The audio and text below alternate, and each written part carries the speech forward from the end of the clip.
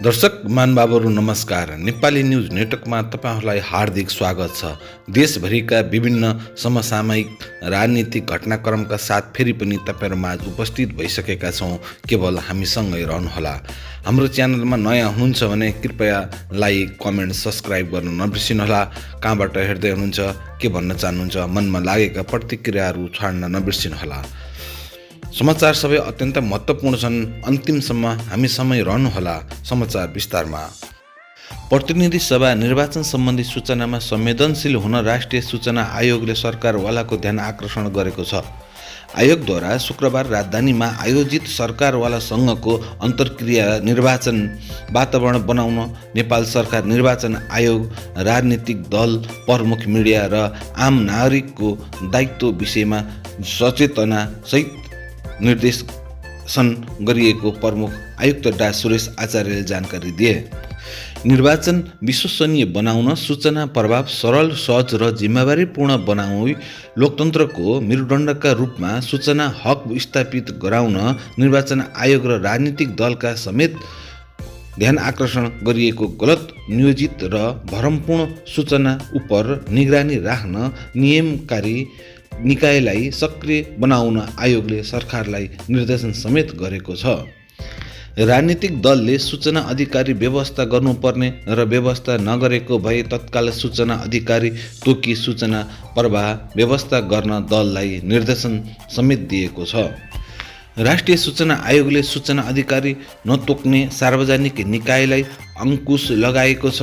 आयोगले गत 7 पुसमा एक निर्णय गर्दै सार्वजनिक निकायमा बजेट निकासा गर्दा अर्थ मन्त्रालय, सङ्घीय मामिला तथा सामान्य प्रशासन मन्त्रालय र महालेखा नियन्त्रक कार्यालय मार्फत सूचना अधिकारी नतोक्ने निकायलाई नियन्त्रण गर्ने विधि अगाडि सारेको हो।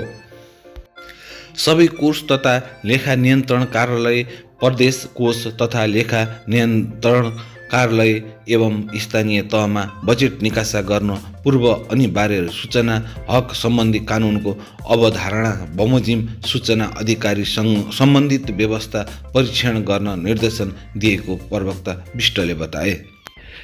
यसैगरी राजविराज शहीद दिवसको अवसर पारेर शुक्रबार विभिन्न कार्यक्रमको आयोजना गरी कर्मचारी शहीद प्रभु नारायण यादवको सम्झना गरिएको छ। कर्मचारी शहीद यादवले गृह ठाउँ टिलाठी कोइलाठी गाउँपालिकाको तोपा बजार तथा जिल्ला समन्वय समिति परिसरभित्र रहेको उनको शालिगमा माल्य अर्पण गर्दै सम्मान र श्रद्धाञ्जली अर्पण गरेको हो।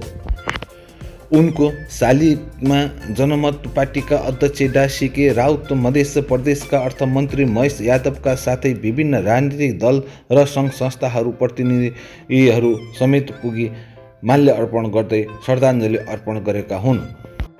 प्रभु नारायण स्मृति प्रतिष्ठानका अध्यक्ष अवधेश कुमार झाको उपस्थितिमा आयोजित श्रद्धाञ्जली समारोहमा जिल्ला स्थित विभिन्न सरकारी कार्यालयका प्रमुख तथा अन्य कर्मचारीहरूको समेत उपस्थित रहेको थियो। यसैगरी निर्वाचन आयोगले आचार संहिता उल्लङ्घन नियन्त्रण गर्न तीव्रता साथ आफ्ना गतिविधि अगाडि बढाएको छ। आगामी फागुन 21 गतेका लागि तय भएको प्रतिनिधि सभा निर्वाचनलाई स्वच्छ, निष्पक्ष, पारदर्शी तथा विश्वसनीय वातावरण बनाउनका लागि निर्वाचन आचार संहिता 2082 कार्यान्वयनमा ल्याएको छ। आचार संहिताको पूर्ण पालना गराउन आयोगले सरकारवाला सबै पक्षलाई ध्यान आकर्षण गराउँदै आएको छ। केन्द्रीय आचार संहिता अनुगमन समिति प्राप्त उजुरी र जानकारीका आधारमा हालसम्म राजनीतिक दल, उम्मेदवार र संस्था गरी 21 वटा स्पष्टीकरण सोधिएको थियो। तीमध्ये 5 वटाको मात्र जवाफ प्राप्त भएको र बाँकी जवाफका लागि ताकेदा भइरहेको आयोगले जनाएको छ। यसैगरी निर्वाचन गराउन एकल म्यान्डेट पाएको गौरदलीय सरकार रासपाको छायाका कारण श्रृङ्खलाबद्ध बन्दामीको दाग बेहोर्नु पर्ने अवस्था पुगेको छ। जेएनजी आन्दोलनपछि उत्पन्न अवस्था शान्तिपूर्ण रूपमा अवतरण गराउँदै निष्पक्ष र भयहित ढङ्गले निर्वाचन सम्पन्न गरेर लोकतन्त्रलाई ट्र्याकमा हिँडाल्नुपर्ने जिम्मेवार सहित नियुक्त प्रधानमन्त्री सुशीला कार्की नेतृत्वको मन्त्री परिषदका सदस्यहरू बेहोरा निर्णय र त्यसको प्रभाव स्वतन्त्र नरहेको टिप्पणी विज्ञहरूले गरेका छन्। अन्तरिम सरकारमा सहभागी हुने मन्त्री छनौट र उनीहरूको सम्बन्धता विषयले सुरुदेखि नै विवादमा परेकी प्रधानमन्त्री कार्कीको मन्त्री परिषद र उनका निर्णय दिन प्रतिदिन विवादमा पर्दै आएका छन्। विवादबीच मन्त्री परिषद नियुक्त मन्त्रीको झण्डा हल्लाउँदै राजनीतिक गतिविधि गरेपछि औपचारिक रूपमा विवादमा जोडिएका मन्त्रीका क्याबिनेट छोड्न भनेपछि औपचारिक रूपमा कार्कीकै संरक्षण रासपाकै गतिविधि भइरहेको देखिएको छ। यसै गरी राष्ट्रिय स्वतन्त्र पार्टीको तर्फबाट बाँके 3का उम्मेदवार खगेन्द्र सुनारलाई सचेत गराएको छ। गाईबारे विवादास्पद अभिव्यक्ति दिएका सुनारलाई भविष्यमा आफ्ना अभिव्यक्ति र व्यवहारमा थप स्वयं परिपक्व र सार्वजनिक मर्यादा कायम राख्न ध्यान आकर्षण गराइएको रासपाले जनाएको छ।